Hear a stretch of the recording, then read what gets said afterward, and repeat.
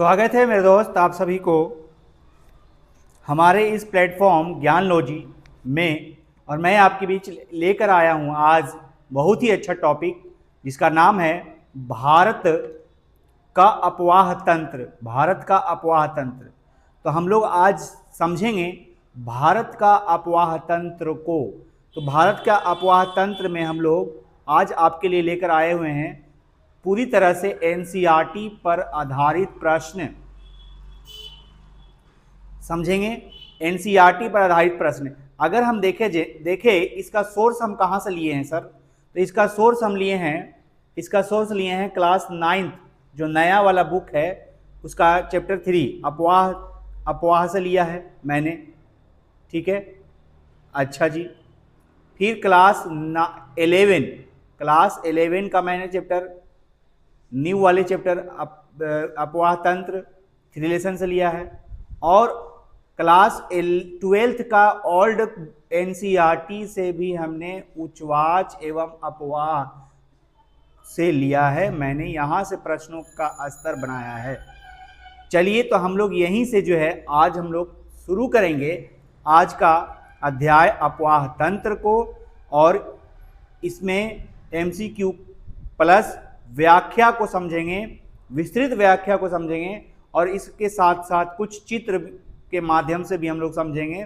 तो चलिए शुरू करते हैं पहला प्रश्न को।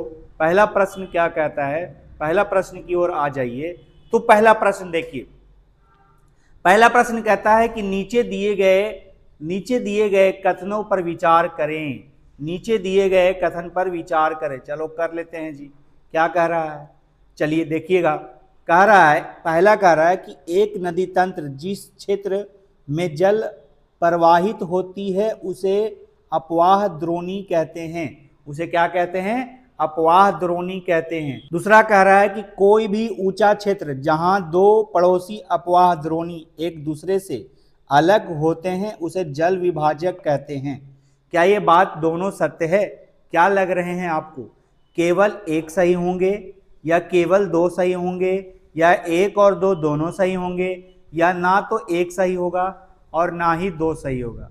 तो क्या लग रहे हैं? इसमें से आंसर बताएंगे आपको क्या लग रहे हैं। तो इसका आंसर हो जाएगा सी जो है वो सही आंसर हो जाएगा। यानी एक और दो दोनों बातें क्या हैं? सही हैं। दोनों बातें क्या हैं? सही हैं। चलिए व्याख्या पर आ जाते हैं हम लोग, व्याख्या को समझ लेते हैं। व्याख्या क्या कर रहा है यहाँ पर देखिए, अपवाह द्रोणी की बात कर रहा है। तो क्या कह रहा है कि एक नदी तंत्र जिस विशिष्ट क्षेत्र से जल बहाकर लाती है उसे अपवाह द्रोणी कहते हैं। यह एक एकल नदी तंत्र का जल ग्रहण क्षेत्र होता है। मतलब कि ये नदियां जिस जल ग्रहण करके जल लेकर आ रही है तो इसे ही हम क्या बोलेंगे? अपवाह द्रोणी कहेंगे। क्या बोलेंगे? अपवाह द्रोणी कहेंगे। जी हाँ, समझेंगे इस बातों को। और रही बात अपवाह जल विभाजक का, तो जल विभाजक क्या है? जैसे मान लो कि ये दो नदियों का जल आ रहा है और जल के जो बीच में जो क्षेत्र, जो उठे हुए क्षेत्र भाग जो बच गए उसी को हम जल विभाजक भाग कहते हैं। यानी जल इसको विभाज कर दिया, जल इसको दो भागों में बांट दिया। मान लो इधर से भी जल आ रही है, इसको दो भागों में ऐसे बांट दिया, तो इसी को क्या बोलते हैं? जल विभाजक। ठीक है, चलिए अब हम लोग पढ़ के समझ लेते हैं क्या कह रहा है जल विभाजक के बारे में। जब कोई ऊंचा क्षेत्र जैसे पर्वत, उच्चवाच भूमि दो पड़ोसी अपवाह द्रोणियों को एक दूसरे से अलग करता है तो उसे जल विभाजक कहते हैं। उदाहरण के लिए अंबाला, सिंधु और गंगा तंत्रों के बीच जल विभाजक है। सिंधु और गंगा तंत्रों के बीच जल विभाजक है जिसे हम क्या बोलते हैं? अंबाला। याद रखेंगे। चलिए हम लोग आ जाते हैं दूसरा प्रश्न पर। दूसरा प्रश्न क्या कह रहा है? बहुत ही आसान प्रश्न है। चलिए देखिए, निम्नलिखित में से भारत की किस नदी का अपवाह तंत्र सबसे बड़ी है? किस नदी का अपवाह तंत्र सबसे बड़ी है? तो आपको पता होगा इसका आंसर। जी हाँ, जो आपने सोचा है वही आंसर हो जाएंगे। ये क्या हो जाएंगे भाई, ए। और यहाँ पर संकेत भी दिया हुआ है, देखो संकेत क्या दिया हुआ है कि यह नदी भारत की सबसे पवित्र और लंबी नदी मानी जाती है। तो इसी के अपवाह ये संकेत से आप समझ सकते हो, ठीक है। चलिए, तो यहाँ पर क्या हो जाएंगे आंसर, ए हो जाएंगे आंसर, यानी क्या हो जाएगा, गंगा नदी। अब गंगा नदी देखो, ये गंगा नदी तंत्र को देख रहे हैं आप, ये गंगा नदी तंत्र किस तरह से बना हुआ है। जैसा कि आपको पता होगा, गंगा नदी तंत्र जो है वो गंगोत्री ग्लेशियर से निकलती है ना, और अलकनंदा और भागीरथी मिलती है, और जब मिलती है तब जाके गंगा कहलाती है, ठीक है। चलिए, अब हम लोग यहाँ पर इसको पढ़ करके समझ लेते हैं क्या कह रहा है। व्याख्या, भारत का सबसे बड़ा अपवाह तंत्र, भारत का सबसे बड़ा अपवाह तंत्र, ठीक है जी। चलिए, गंगा नदी का अपवाह तंत्र भारत की सबसे बड़ी अपवाह द्रोणी है। यह भारत के कुल क्षेत्रफल का 26% हिस्सा कवर करती है। भारत के कुल क्षेत्रफल का 26% हिस्सा सिर्फ गंगा नदी करती है कवर, बताइए, ठीक है। चलिए, अब यहाँ पर देखियो, नदियों का संग्राम, नदियों का समागम, नदियों का समागम, इसमें उत्तर में हिमालय से निकलने वाली 12मासी नदियाँ यमुना, गंडक, कोसी, दक्षिण में प्रायद्वीपीय पठार से आने वाली अनित या वाही नदियाँ जैसे चंबल, बेतवा, सोन शामिल हैं, ठीक है। चलिए, अब हम लोग आ जाते हैं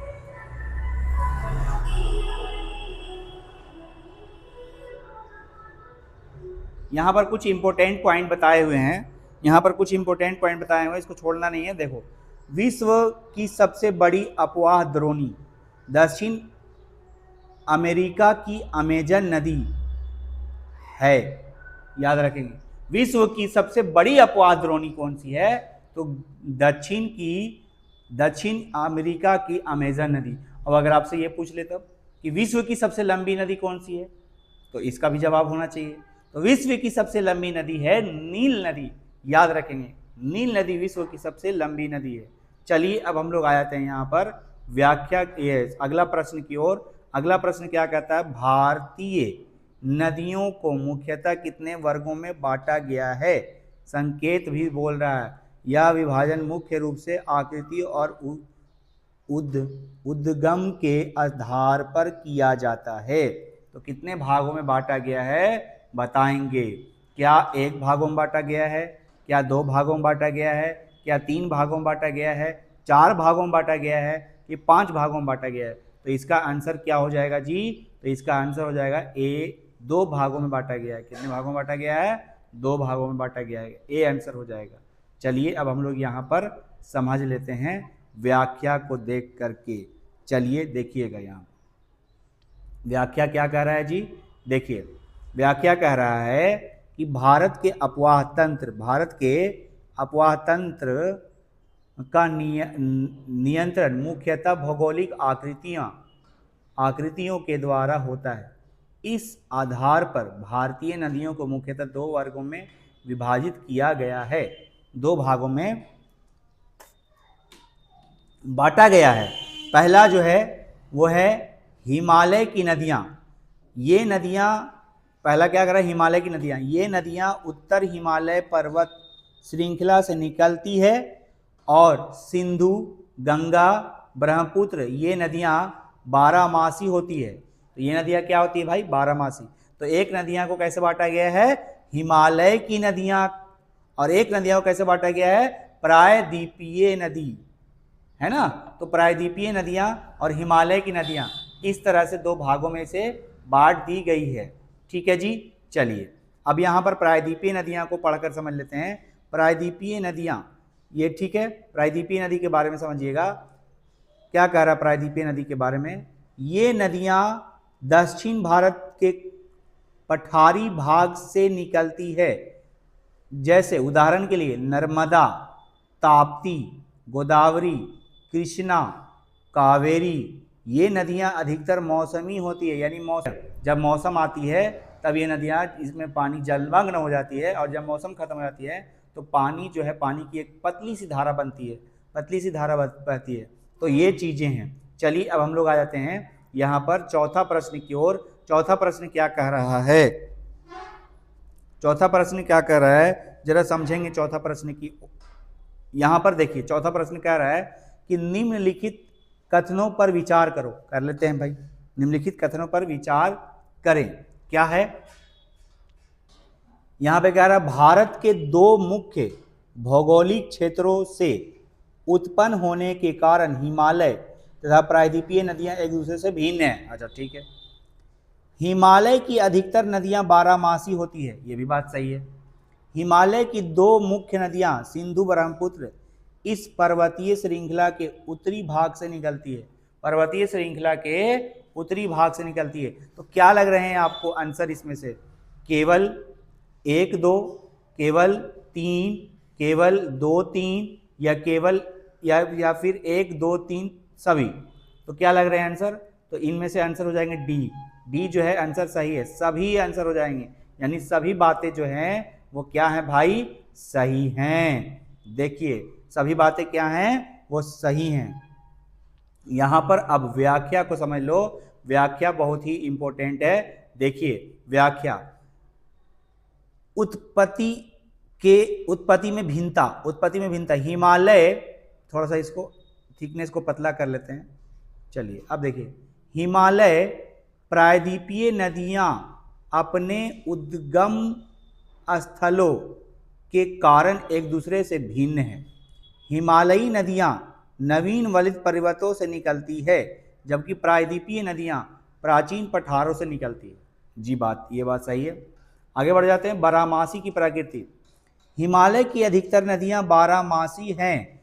इन्हें वर्षा के अलावा ऊंचे पर्वतों से पिघलने वाले हिम यानी बर्फ से भी निरंतर जल प्राप्त होती है। निरंतर जो है वो जल प्राप्त होती रहती है इन्हें, जिससे इनमें वर्ष भर पानी रहता है, जिससे इनमें वर्ष भर क्या रहता है, पानी रहता है। अगर हम गॉर्ज की बात कर लें, गॉर्ज का निर्माण सिंधु ब्रह्मपुत्र हिमालय के उत्तरी भाग तिब्बत से निकलती है। इन नदियों ने पर्वतों को काटकर गॉर्ज का निर्माण किया है। गॉर्ज का मतलब पर्वतों को काटकर बड़े बड़े खड्डे का निर्माण किया है ना, निर्माण किया है, जो उनकी पूर्ववर्ती प्रकृति को दर्शाता है, जो उनकी पूर्ववर्ती प्रकृति को दर्शाता है। कुछ इंपॉर्टेंट पॉइंट यहाँ पर है, उसको समझ लो। हिमालयी नदियाँ अपनी युवा अवस्था में होती है और अपने मार्ग के ऊपर भागों में तीव्र अपरदन करती है, मतलब तीव्र अपरदन करती है, बहुत सारी मिट्टियों को, बहुत सारे पत्थरों को काटती है, ठीक है, जिससे भी आकार की घाटियां बनती है, जिससे भी आकार की घाटी बनती है। भी आकार की कैसी घाटी बनती है, तो भी आकार की घाटी बनती है, याद रखेंगे।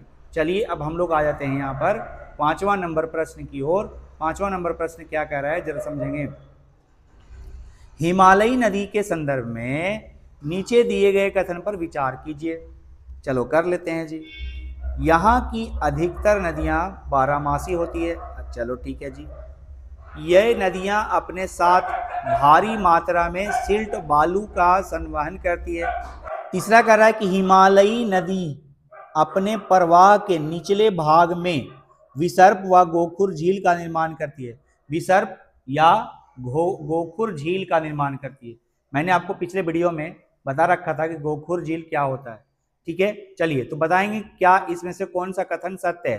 केवल एक कथन सत्य है, या केवल 1 2 कथन सत्य है, या केवल 1 3 कथन सत्य है, या इनमें से सभी बातें जो है वो सही है। क्या लग रहे हैं आपको? तो जी हाँ, इनमें से सभी बातें क्या है, सही है। तो डी आंसर हो जाएंगे सही।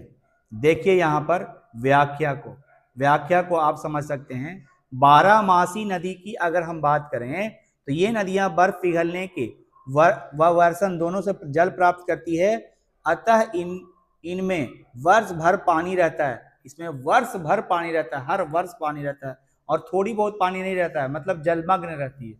दूसरा कह रहा है तीव्र अपरदन अपने ऊपरी मार्ग युवा अवस्था में तीव्र कटाव करती है। ये तीव्र कटाव करती है और भारी मात्रा में सिल्ट और बालू का संवहन करती है। ये भी बात सही था। तीसरा कह रहा है निक्षेपण आकृतियां मध्य एवं निचले भाग में विसर्प, गोखुर झील और बाढ़ के मैदानों के निक्षेपण आकृतियां बनाती है। अंत में ये सुविकसित डेल्टा का निर्माण करती है। अंत में क्या चीज का निर्माण करती है? डेल्टा का। डेल्टा क्या भाई साहब? अंत में उंगलियों जैसे पानी को इधर उधर बिखेर देती है अपने नदियां, ये 12मासी नदियां, उसी को हम बोलते हैं क्या? डेल्टा का निर्माण करना। ठीक है जी, चलिए आगे बढ़ जाते हैं, छठा नंबर प्रश्न की ओर आ जाते हैं। छठा नंबर प्रश्न क्या कर रहा है? छठा नंबर प्रश्न जरा समझेंगे। छठा नंबर प्रश्न की ओर, प्रायद्वीपीय नदियों के संदर्भ में निम्नलिखित कथनों पर विचार करें। प्रायद्वीपीय नदी के संदर्भ में निम्नलिखित कथन पर क्या करना है? विचार करना है। चलिए, अधिकतर प्रायद्वीपीय नदियां मौसमी होती हैं क्योंकि इनका प्रवाह वर्षा पर निर्भर करता है। अच्छा जी। हिमालय नदियां की तुलना में प्रायद्वीपीय नदियों की लंबाई कम और छिछली होती है। अच्छा जी। प्रायद्वीपीय भारत की अधिकतर नदियां पश्चिमी घाट से निकलती है तथा बंगाल की खाड़ी की तरफ से बहती है। खाड़ी की तरफ बहती है, बंगाल की खाड़ी। प्रायद्वीपीय भारत की अधिकतर नदियां पश्चिम घाट से निकलती है और बंगाल की खाड़ी की तरफ बहती है। क्या ये बात सही है? अब देखते हैं क्या है। तो क्या बताइए, केवल एक दो सही है, या केवल 2-3 सही है, या 1-2-3 तीनों बातें सही है, या इनमें से कोई भी बातें सही नहीं है? तो क्या लग रहे हैं आंसर? तो आंसर तो इसका सी हो जाएगा। आंसर क्या हो जाएगा इसका? सी हो जाएगा। कैसे भाई साहब? देखो यहां पर, देखिए यहां पर समझेंगे, बहुत ही इंपॉर्टेंट पॉइंट को समझेंगे। मैंने पिछले वीडियो से आपका जो पॉइंट लेकर आए हुए हैं वो भर भर के पॉइंट है। पहले जो है मैंने बहुत शॉर्ट में बोले तो व्याख्या को लेकर आते थे आपके लिए, लेकिन अब जो व्याख्या मैंने पूरी तरह से लेकर आए हुए हैं भर भर के, यानी कि ताकि आप व्याख्या को ज़्यादा समझें और व्याख्या को ज़्यादा समझ करके आप उससे और भी क्वेश्चन को हल कर सकते हैं। ठीक है, उससे और भी आप क्वेश्चन बना सकते हैं। चलिए देखिए, मौसमी की प्रकृति क्या बोल रहा है भाई? मौसमी की प्रकृति, अधिकतर प्रायद्वीपीय नदियां मौसमी होती है। ठीक है, बात सही है, मौसमी होती है। इनका प्रवाह पूर्णतः वर्षा पर ही निर्भर रहता है। सही बात है, ये हिम पर निर्भर नहीं रहते हैं, वर्षा पर निर्भर रहते हैं। शुष्क मौसम में बड़ी नदियों की जल भी कटकर छोटी धाराओं में बदल जाती है। सही बात है, छोटी धाराओं में क्या हो जाती है? बदल जाती है। ठीक है, आगे बढ़ जाते हैं। दूसरा क्या कर रहा है? लंबाई व गहराई, नदियों की लंबाई की तुलना में इनकी नदियां कम लंबाई होती है। सही बात है, कम लंबी होती है। अच्छा, तथा इनकी घाटियां छिछली होती है। क्या होती है भाई? घाटियां क्या होती है? छिछली होती है। घाटियां क्या होती है? छिछली होती है। आगे बढ़ते हैं।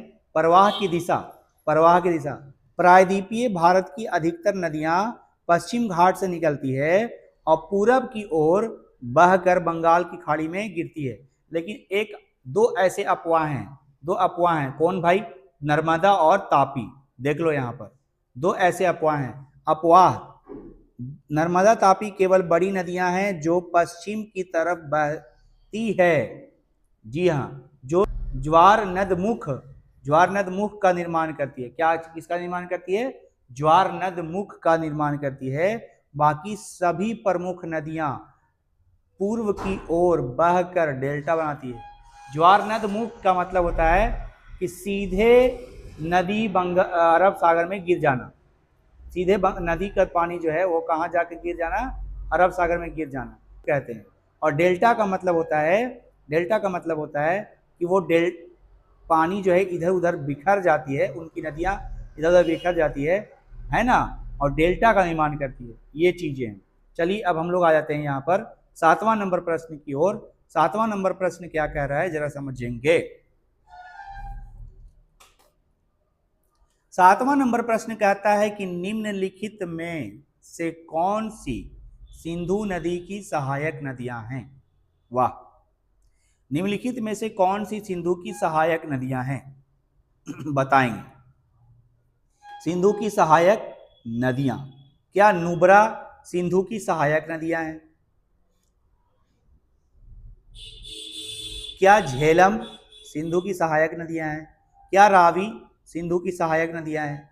क्या स्योक सिंधु की सहायक नदियां हैं? जास्कर सिंधु की सहायक नदियां हैं? तो बताएंगे कि इनमें से कौन सा आंसर हो जाएगा, 1 2 3 या केवल 1 3 4 5 या 1 2 5 या इनमें से सभी।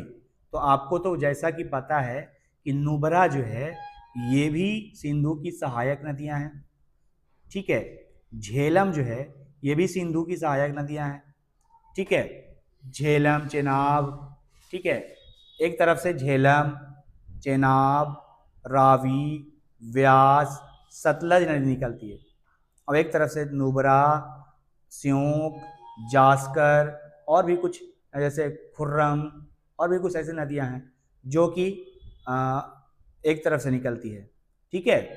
तो ये जो है इनमें से सभी बातें जो हैं वो क्या हो जाएंगे, सही हो जाएंगे। तो आपका आंसर डी हो जाएगा। क्या हो जाएगा?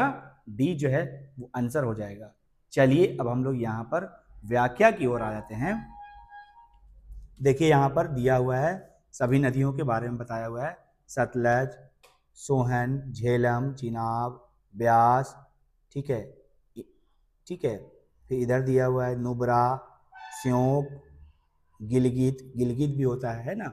तो ये सब नदियाँ दिया हुआ है। चलिए अब हम लोग यहाँ पर इसको समझ लेते हैं, व्याख्या को समझ लेते हैं। व्याख्या क्या कह रहा है जी, जरा देखिए। प्रमुख सहायक नदियाँ, सिंधु नदी की प्रमुख सहायक नदी नुब्रा, स्योक, झेलम, जास्कर, रावी है। इसके अलावा व्यास, चेनाब भी इसी तंत्र का हिस्सा है, ठीक है। उद्गम प्रवाह, उद्गम ये सिंधु नदी मानसरोवर झील के निकट पश्चिम की ओर बहती हुई यह भारत में लद्दाख में प्रवेश करती है और एक सुंदर दर्शनीय गॉर्ज का निर्माण करती है, गॉर्ज का निर्माण करती है, दर्शनीय गॉर्ज का निर्माण। सतलज, सतलज, व्यास, रावी, चेनाब, झेलम आपस में पाकिस्तान में मिठान कोट के पास सिंधु नदी की प्रमुख धारा में मिल जाती है, सिंधु नदी की प्रमुख धारा में मिल जाती है। कुछ और बातें यहां पर देखिए। सिंधु नदी बलूचिस्तान तथा गिलगित में बहते हुए अटक में पर्वतीय क्षेत्र से बाहर निकलती है। गिलगित में बहते हुए अटक में कहां से, पर्वतीय क्षेत्रों से क्या होती है भाई, बाहर निकलती है। चलिए अब हम लोग आ जाते हैं यहाँ पर आ जाते हैं कहाँ, 8वां प्रश्न की ओर। 8वां प्रश्न क्या कह रहा है, सिंधु नदी की कुल लंबाई कितनी है। बहुत ही आसान प्रश्न है। सिंधु नदी की कुल लंबाई कितनी है बताएंगे। यह नदी विश्व की सबसे लंबी नदियों में से एक है, यह नदी विश्व की सबसे लंबी नदियों में से एक है। तो बताएंगे कि इसकी यह नदी की लंबाई कितनी है। 2890, क्या लग रहा है, 2890 है। क्या लग रहा है, 2900 किलोमीटर है। क्या लग रहे हैं, 2600 किलोमीटर है। क्या लग रहे हैं, 2500 किलोमीटर है। तो इसके आंसर हो जाएंगे बी। क्या आंसर हो जाएंगे भाई, बी आंसर सही हो जाएंगे। यानी 2900 किलोमीटर इसकी लंबाई है। 2900 किलोमीटर क्या है, इसकी लंबाई है। जी हाँ, चलिए देखिए यहां पर देखिए व्याख्या के हिसाब से समझते हैं हम लोग। व्याख्या, कुल लंबाई, सिंधु नदी की कुल लंबाई लगभग 2900 किलोमीटर है। यह विश्व की सबसे लंबी नदियों में से एक है। भारत में इसकी लंबाई 1114 किलोमीटर है। यह जम्मू कश्मीर और लद्दाख क्षेत्र में होकर बहती है। अगला है, सिंधु नदी का उद्गम स्थल तिब्बत में मानसरोवर झील के निकट है। कहाँ है भाई, मानसरोवर के झील के निकट है। मानसरोवर झील के निकट बोखरचू ग्लेशियर से निकलती है। याद रखेंगे इसको, सिंधु नदी का उद्गम स्थल है बोखरचू ग्लेशियर से।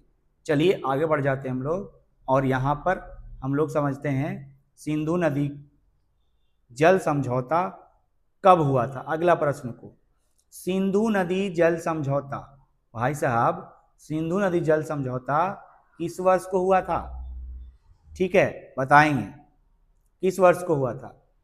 1960 में हुआ था, या 1955 में हुआ था, या 1950 में हुआ था या 1965 में हुआ था, तो कब हुआ था? तो इसका आंसर हो जाएगा सिंधु जल समझौता जो हुआ था वो 1960 में हुआ था। तो ए आंसर जो है वो सही हो जाएंगे, ए आंसर जो है वो क्या हो जाएंगे, वो सही हो जाएंगे, सिंधु जल समझौता। चलिए सिंधु जल समझौता को व्याख्या में समझ लेते हैं। यह जल समझौता भारत और पाकिस्तान के बीच हुआ था। इस संधि पर कराची 19 सितंबर 1960 को 19 सितंबर 1960 को भारत के प्रधानमंत्री जवाहरलाल नेहरू और पाकिस्तान के राष्ट्रपति अयूब खान ने हस्ताक्षर किए थे। जल का उपयोग क्या भाई, अब यहां पर समझेंगे। इस संधि के अनुच्छेदों के अनुसार भारत इस नदी प्रक्रम सिंधु झेलम चेनाब के संपूर्ण जल का केवल 20% जल ही उपयोग कर सकता है। अच्छा, कितना परसेंट? 20%। यही जल समझौता हुआ था। यहां पर और भी कुछ समझेंगे। इस जल का उपयोग मुख्य रूप से पंजाब, हरियाणा, राजस्थान के दक्षिण पश्चिम भागों में सिंचाई के लिए किया जाता है। जी हाँ, ठीक है जी। चलिए अब हम लोग आ जाते हैं अगला प्रश्न की ओर। 10वां नंबर प्रश्न क्या कह रहा है? 10वां नंबर प्रश्न की ओर आ जाते हैं। 10वां नंबर प्रश्न कह रहा है कि निम्नलिखित में से कौन सी सिंधु नदी का उद्गम स्थल है? लो भाई आ ही गया। निम्नलिखित में से कौन सा सिंधु नदी का उद्गम स्थल है? तो आपने तो पढ़ा ना, अभी आपको बता रखा है ना, कहाँ? बोखरचू ग्लेशियर मानसरोवर झील के पास। तो यानी बी आंसर जो है इसके क्या हो जाएंगे? बी आंसर जो है इसके क्या हो जाएंगे? सही हो जाएंगे। बी आंसर क्या हो जाएंगे? सही हो जाएंगे। आगे बढ़ जाते हैं, व्याख्या की ओर आ जाते हैं। व्याख्या देखेंगे, ठीक है। व्याख्या यहां पर समझेंगे व्याख्या को। देखिए व्याख्या क्या कर रहा है। सिंधु नदी का उद्गम स्थल तिब्बत में मानसरोवर झील के निकट बोखरचू हिमनद से है। तिब्बत में इसे सिंगी खंबाब अथवा शेरमुख कहते हैं। तिब्बत में इसे सिंगी खंबाब अथवा शेरमुख कहते हैं। याद रखेंगे इस बातों को, ठीक है जी। आगे बढ़ जाइए, अगला व्याख्या देखिए। यह लद्दाख श्रेणी को काटते हुए जम्मू कश्मीर, ठीक है, जम्मू कश्मीर में दमचौक के पास भारत में प्रवेश करती है। कहां? जम्मू कश्मीर में दमचौक के पास भारत में प्रवेश करती है। यह नदी एक बहुत ही सुंदर दर्शनीय गॉर्ज का निर्माण करती है। गॉर्ज का निर्माण करती है। बहाव। चलिए अब यहां पर आगे देखेंगे कुछ रोचक तथ्य थे। तो ये तो हमने पढ़ ही लिया था कि इसकी पूरी लंबाई है 2900 किलोमीटर और भारत में 1114 किलोमीटर ये बहती है। 1114 किलोमीटर बहती है भारत में केवल। कौन? सिंधु नदी। चलिए अब हम लोग आ जाते हैं 11 प्रश्न की ओर। 11 प्रश्न क्या कह रहा है जी? चलिए यहां पर देखेंगे, बहुत ही आसान प्रश्न ये भी है क्योंकि आपने अभी तुरंत पढ़ा है। चलिए देखिए, निम्न में से किस स्थान पर सतलज, व्यास, रावी, चेनाब तथा झेलम नदियां सिंधु में जाकर मिलती है? बताइए, ये सब नदियां जो है वो सिंधु में किस स्थान पर जाकर मिलती है? बताएंगे इसके आंसर। तो आपको तो पता है इसका आंसर कहाँ मिलती है भाई, तो इसका तो आपको पता है आंसर, ठीक है। तो कहाँ मिलती है? आज फिर भी जम्मू कश्मीर में मिलती है क्या? मिठानकोट में मिलती है क्या? पाकिस्तान के लाहौर में मिलती है क्या? पंजाब में अमृतसर में मिलती है क्या? तो इसका आंसर हो जाएगा मिठानकोट। आंसर क्या हो जाएगा? मिठानकोट में मिलती है। पाकिस्तान में मिठानकोट में मिलती है। पाकिस्तान के कहाँ? मिठानकोट में मिलती है। देखो ये सब नदियां आपस में कैसे मिल रही है मिठानकोट के पास। चलो अब हम लोग यहाँ पर व्याख्या को पढ़ लेते हैं। व्याख्या क्या कह रहा है जी? पंचनद, पंचनद सतलज, व्यास, रावी, चेनाब, झेलम, ये पांचों नदियां आपस में मिलकर एक विशाल संयुक्त धारा बनाती है जिसे पंचनद कहा जाता है, ठीक है। संगम भाई साहब, ये संयुक्त धारा पंचनद पाकिस्तान में मिठानकोट के पास सिंधु नदी में बाईं ओर से मिल जाती है। कौन ओर से? बाईं ओर से। इसके पश्चात सिंधु नदी दक्षिण की ओर से बहती है और अंत में अरब सागर में गिर जाती है। अंत में कहाँ गिर जाती है भाई? अरब सागर में गिर जाती है। चलिए, समझ में आया यहाँ पर पॉइंट जी। चलिए अब आगे देखो, यहाँ पर अगर हम आ जाएं अगला प्रश्न की ओर, 12 नंबर प्रश्न की ओर, तो 12 नंबर प्रश्न क्या कह रहा है? क्योंकि ये भी प्रश्न आपने अभी पढ़ा, भारत सिंधु नदी प्रक्रम के संपूर्ण जल का कितना प्रतिशत उपयोग करता है? सिंधु नदी प्रक्रम के संपूर्ण जल का कितना प्रतिशत जल उपयोग कर सकता है? 10%, 20%, या क्या, या 30%, या 25%? तो क्या होंगे आंसर? यह समझौता कब हुआ था? अब जरूर बताएंगे कमेंट में, समझौता कब हुआ था? हाँ जी, 1960 में तो समझौता हुआ था। ठीक है, समझेंगे। अब हम लोग आ जाते हैं यहाँ पर इसका आंसर पे। आंसर क्या हो जाएगा इसका? बी सही आंसर हो जाएगा। 20% ये समझौता हुए थे, 20% जल को उपयोग करने के समझौता। देख लो यहाँ पर समझेंगे व्याख्या को। यह ऐतिहासिक समझौता भारत और पाकिस्तान के बीच हुआ था। इस संधि के अनुच्छेदों के अनुसार भारत एक विशाल नदी प्रक्रम के संपूर्ण जल का केवल 20% जल ही उपयोग कर सकता है। 20% जल ही उपयोग कर सकता है। भारत के हिस्से के इस जल का उपयोग मुख्य रूप से पंजाब, हरियाणा एवं राजस्थान के दक्षिण पश्चिम भागों में कृषि सिंचाई के लिए किया जाता है, जिससे इन शुष्क क्षेत्रों में हरित क्रांति संभव हो सकी है। 13 नंबर प्रश्न की ओर आ जाओ। 13 नंबर प्रश्न क्या कह रहा है? बहुत ही अच्छा प्रश्न है। क्या कह रहा है भाई? 13 नंबर प्रश्न, भागीरथी एवं अलकनंदा नदी का संगम किस जगह पर होता है? बताइए किस जगह पर होता है? तो क्या यह संगम को हम विष्णु प्रयाग कहते हैं? क्या यह संगम को देव प्रयाग कहते हैं? क्या यह संगम को प्रयागराज में मिलता है या इलाहाबाद में मिलता है क्या? या इसे हम नंद प्रयाग कहते हैं? तो अलकनंदा और भागीरथी को हम क्या बोलते हैं? बताएंगे। अलकनंदा और भागीरथी को हम क्या बोलते हैं? क्या ये प्रयाग में मिलते हैं? जी हाँ, ये प्रयाग में मिलते हैं, जिसे देव प्रयाग के नाम से हम जानते हैं। यानी बी इसके आंसर हो जाएंगे। चलिए यहाँ पर देखिए क्या कह रहा है जी, यहाँ पर समझेंगे। देव प्रयाग भागीरथी एवं अलकनंदा नदी का संगम होता है। देव प्रयाग के ऊपर गंगा नदी को भागीरथी कहा जाता है। इसके पश्चात इसे गंगा के नाम से जाना जाता है। इसके पंच प्रयाग जो हैं वो क्या हैं सुनिए। पंच प्रयाग क्या क्या है? विष्णु प्रयाग, धौली गंगा और अलकनंदा जब मिलते हैं तो विष्णु प्रयाग बनते हैं। जब नंदाकिनी मिलते हैं और अलकनंदा मिलते हैं, जब नंदाकिनी और अलकनंदा मिलते हैं तो उसे नंद प्रयाग बोलते हैं। जब पिंडार और अलकनंदा मिलते हैं तो इसे कर्ण प्रयाग कहते हैं। जब मंदाकिनी और अलकनंदा मिलते हैं तो इसे रुद्र प्रयाग कहते हैं। और जब भागीरथी अलकनंदा मिलते हैं तो इसे नंद प्रयाग कहते हैं। इस बातों को समझेंगे, यहाँ पर आप इस प्रयाग को समझ सकते हैं। ठीक है जी। चलिए अब हम लोग आ जाते हैं यहाँ पर अगले प्रश्न की ओर, 14वां नंबर प्रश्न की ओर। 14 नंबर प्रश्न क्या कह रहा है कि गंगा नदी तंत्र के संबंध में नीचे दिए गए कथन पर विचार करिए। चलो भाई कर लो। पहला पॉइंट कहता है कि गंगा नदी हरिद्वार के पास पर्वतीय भाग को छोड़कर मैदानी भाग में प्रवेश करती है। ठीक है।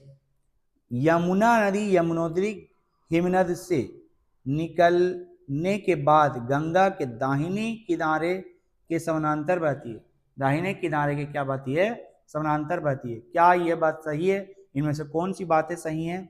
केवल एक सही है, या केवल दो सही हैं, या एक दो दोनों सही हैं, या ना तो एक सही है और ना ही तो दो सही है? तो क्या लग रहे हैं आपको आंसर इनमें से?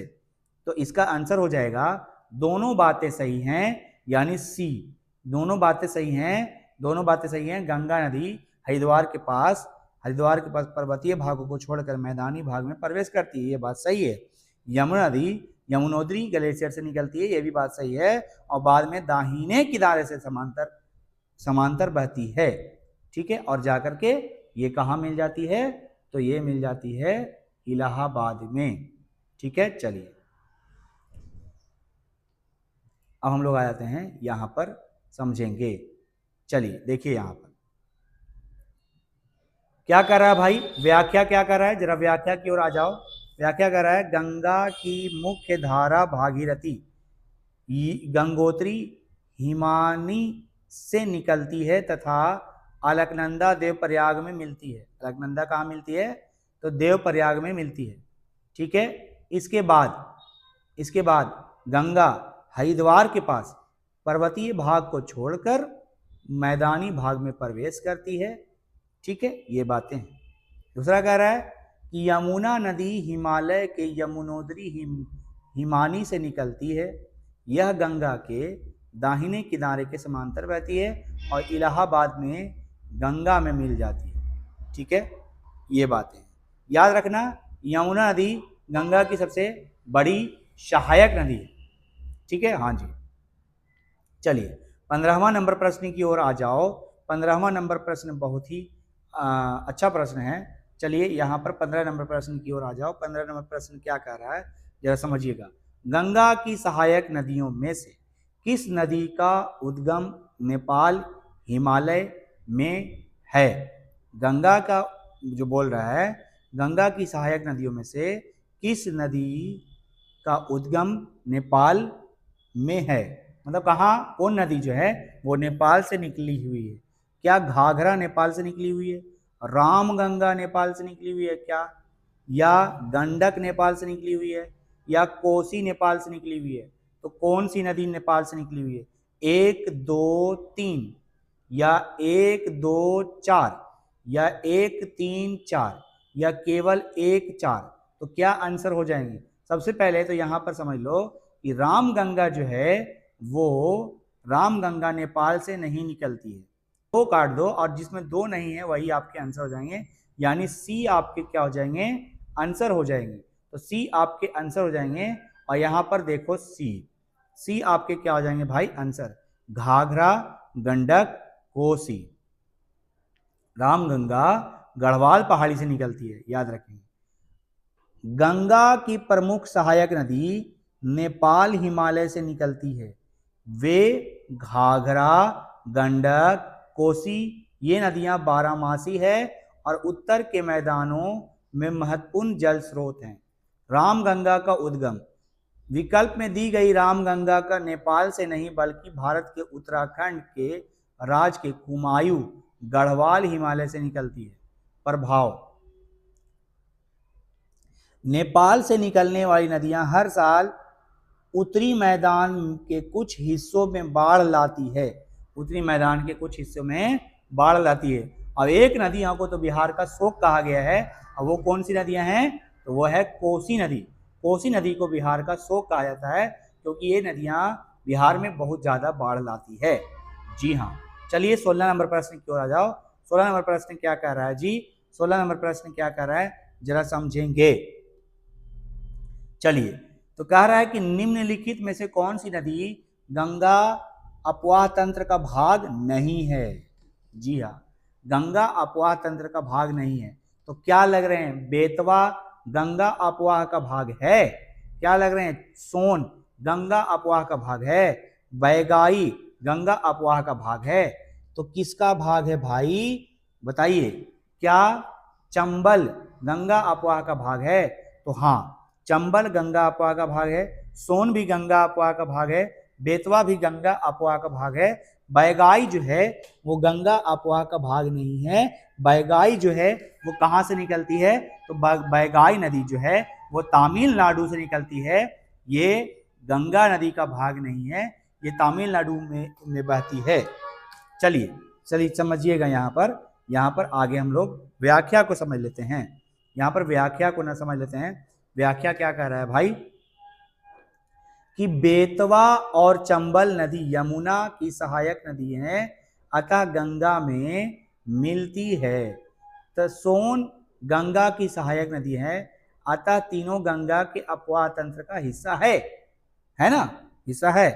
बैगाई नदी की बात अगर हम करें तो बैगाई नदी की अगर हम बात करें तो बैगाई नदी अपवाह तंत्र का भाग नहीं है, गंगा अपवाह तंत्र का भाग नहीं है। यह तमिलनाडु के पश्चिम घाट की वर्षानद पहाड़ी से निकलती है और पूरब की ओर बहते हुए बंगाल की खाड़ी पाक जल मरुमध्य में गिरती है, यानी पाक जलमंडरू है ना।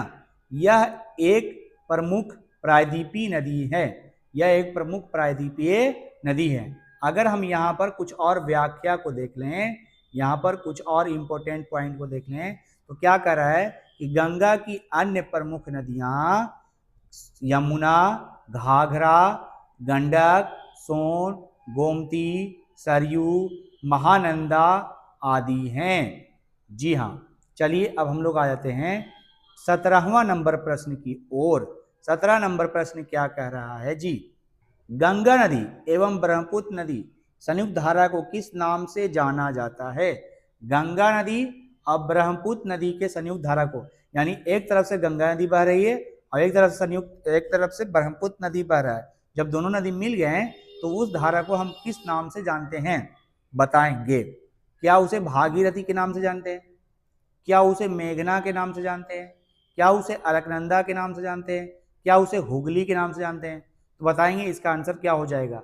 तो इसका आंसर हो जाएगा बी आंसर हो जाएगा। हम उसे मेघना के नाम से जानते हैं। किसके नाम से जानते हैं, मेघना के नाम से जानते हैं। और कलकत्ता में जब गंगा नदी दो भाग में बढ़ जाती है तो एक नदी बनती है हुगली और एक जलधारा बनती है गंगा।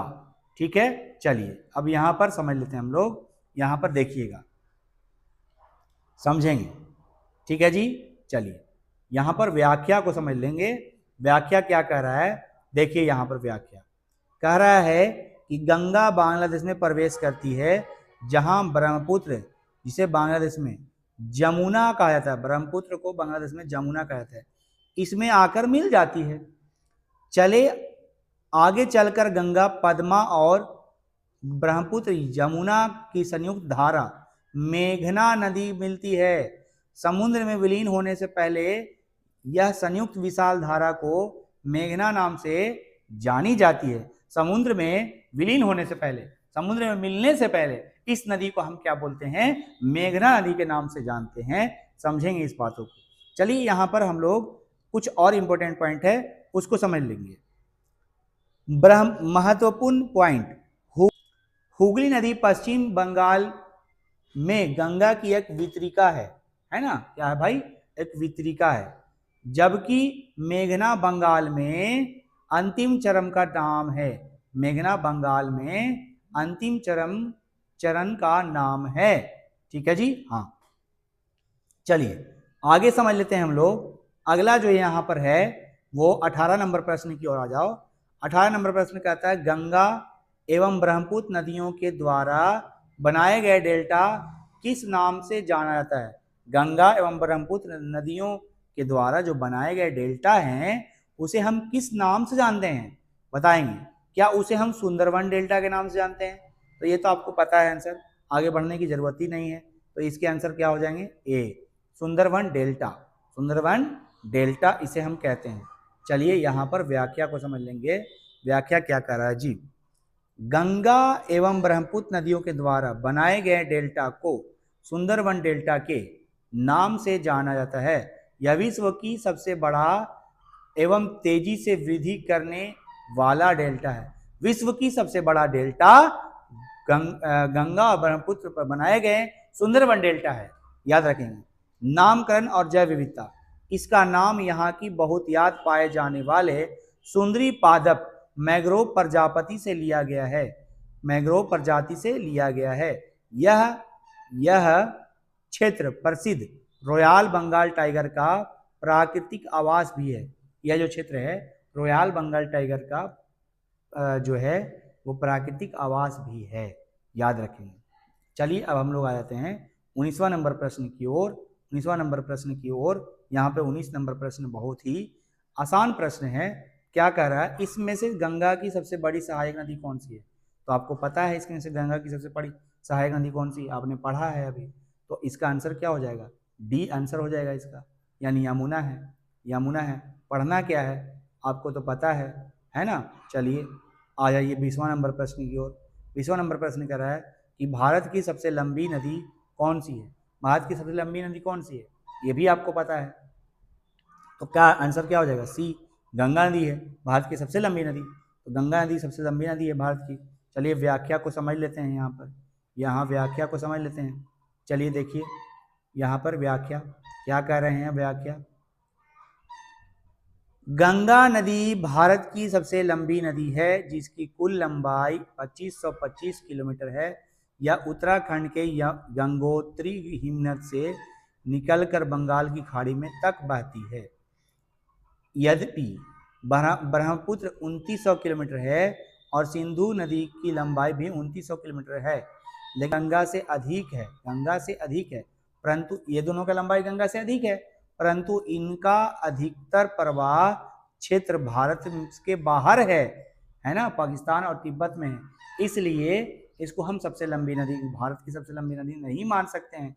भारत की सबसे लंबी नदी उसी को मान सकते हैं जो भारत में सबसे लंबा बहती है।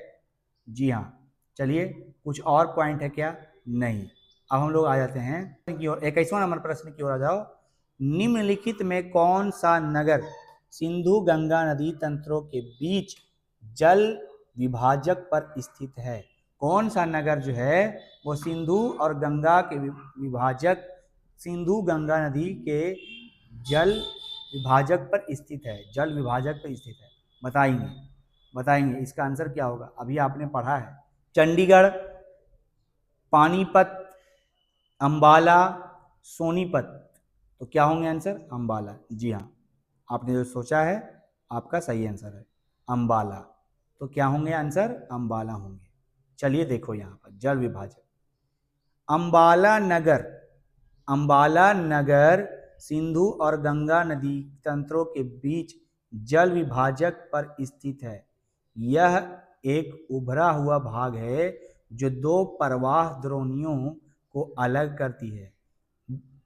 प्रवाह विभाजक, इस विभाजक के पश्चिम की ओर बहने वाली नदियां सिंधु तंत्र जो अरब सागर में, और पूरब की ओर बहने वाली नदियां गंगा जो बंगाल की खाड़ी में गिरती है।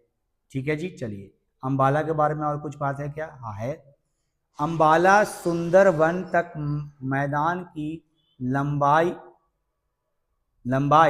1800 किलोमीटर, परंतु इसके ढाल में गिरावट मुश्किल से 300 मीटर है, मुश्किल से 300 मीटर है। ढाल में जो गिरावट है मुश्किल से कितना मीटर है, मात्र 300 मीटर है।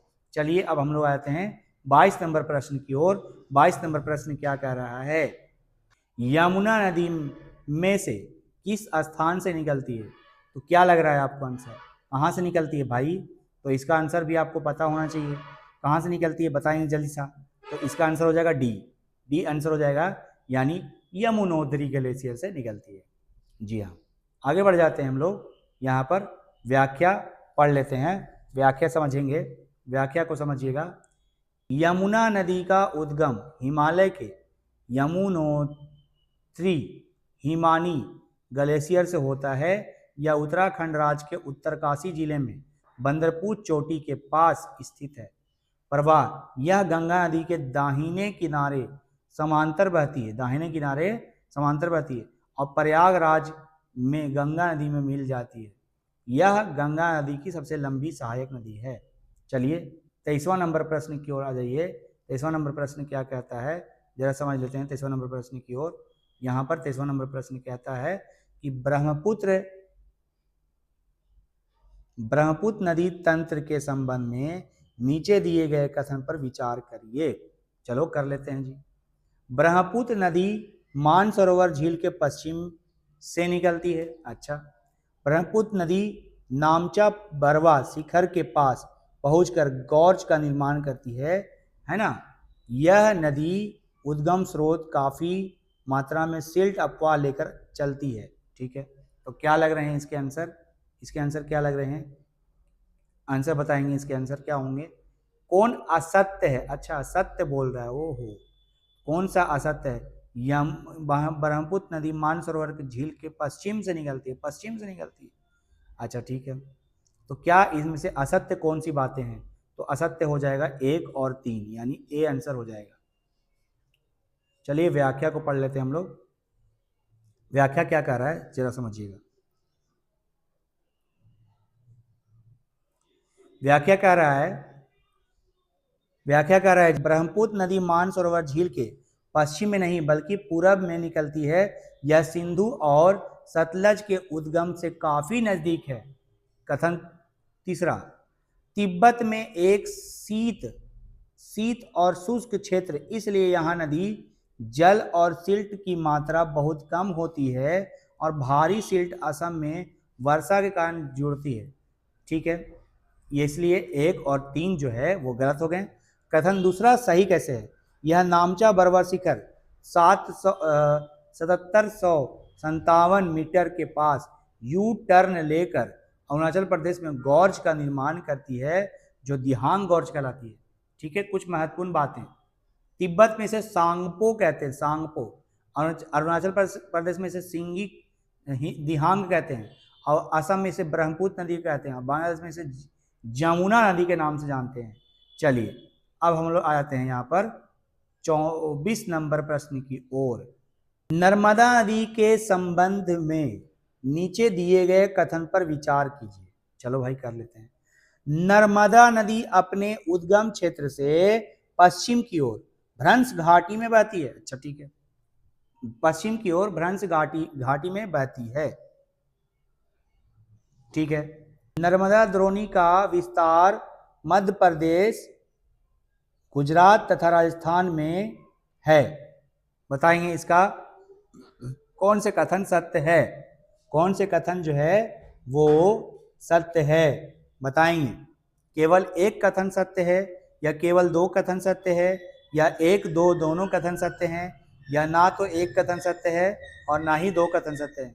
तो इसके आंसर हो जाएंगे केवल एक कथन जो है वो सत्य है।